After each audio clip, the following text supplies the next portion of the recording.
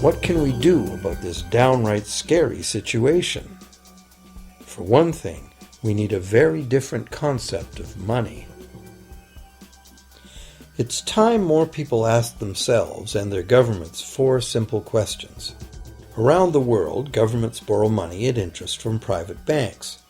Government debt is a major component of total debt, and servicing that debt takes a big chunk of our taxes.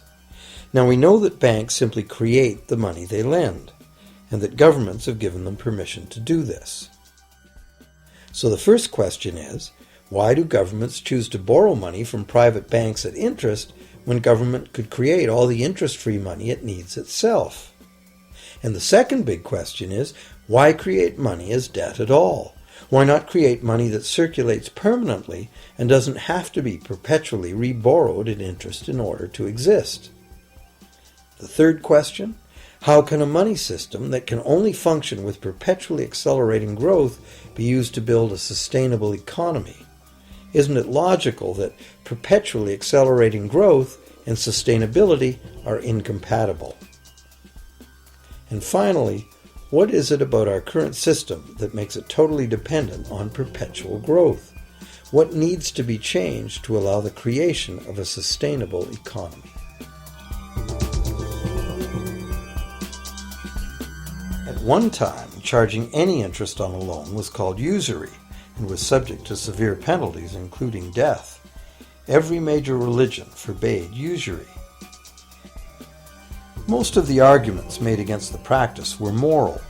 It was held that money's only legitimate purpose was to facilitate the exchange of real goods and services. Any form of making money from simply having money was regarded as the act of a parasite or of a thief. However, as the credit needs of commerce increased, the moral arguments eventually gave way to the argument that lending involves risk and loss of opportunity to the lender, and therefore attempting to make a profit from lending is justified. Today, these notions seem quaint. Today, the idea of making money from money is held as an ideal to strive for. Why work when you can get your money to work for you? However, in trying to envision a sustainable future, it's very clear that the charging of interest is both a moral and a practical problem. Imagine a society and economy that can endure for centuries because, instead of plundering its capital stores of energy, it restricts itself to present-day income. No more wood is harvested than grows in the same period. All energy is renewable, solar, gravitational, geothermal, magnetic, and whatever else we discover. This society lives within the limits of its non-renewable resources by reusing and recycling everything, and the population just replaces itself. Such a society could never function using a money system utterly dependent on perpetually accelerating growth. A stable economy would need a money supply at least capable of remaining stable without collapsing. Let's say the total volume of this stable money supply is represented by this big circle. Let's also imagine that moneylenders must actually have existing money to lend. If some people within this money supply begin systematically lending money at interest, their share of the money supply will grow.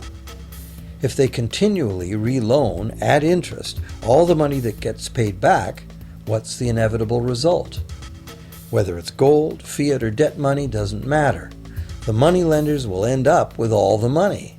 And after the foreclosures and bankruptcies are all filed, they'll get all the real property too. Only if the proceeds of lending at interest were evenly distributed among the population would this central problem be solved. Heavy taxation of bank profits might accomplish this goal, but then why would banks want to be in business? If we were ever able to free ourselves of the current situation, we could imagine banking run as a non-profit service to society, dispersing its interest earnings as a universal citizen dividend, or lending without charging interest at all.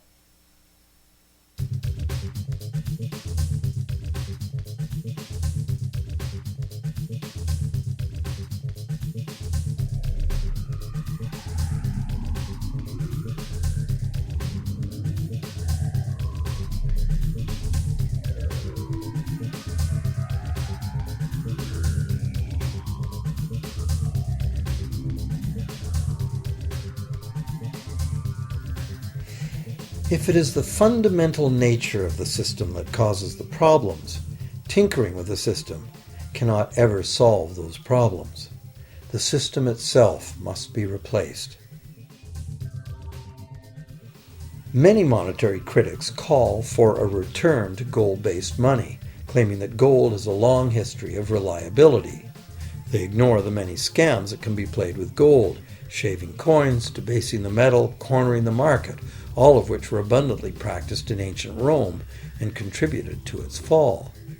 Some advocate silver, it being more abundant than gold and therefore more difficult to corner. Many question the need to bring back precious metals at all. No one wants to go back to carrying heavy sacks of coins to go shopping.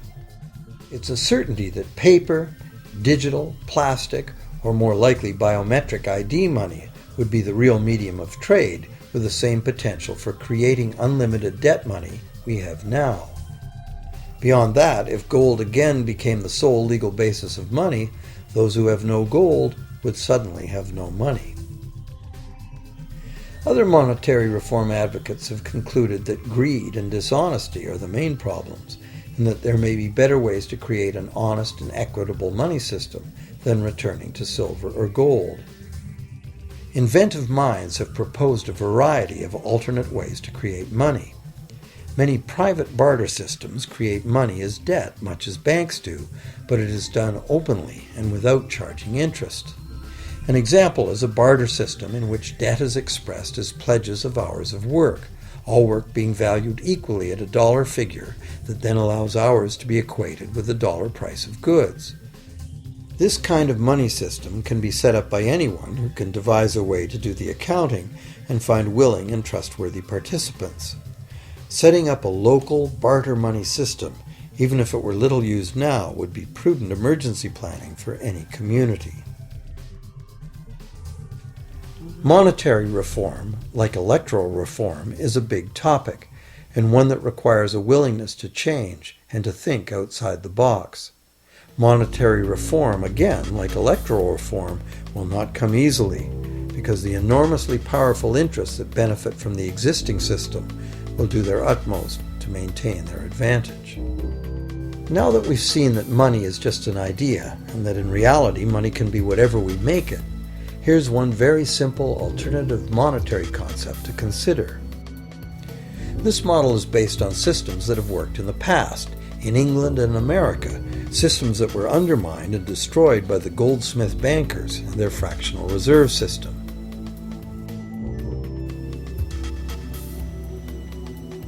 To create an economy based on permanent interest-free money, money could simply be created and spent into the economy by the government, preferably on long-lasting infrastructure that facilitates the economy, such as roads, railroads, bridges, harbors, and public markets.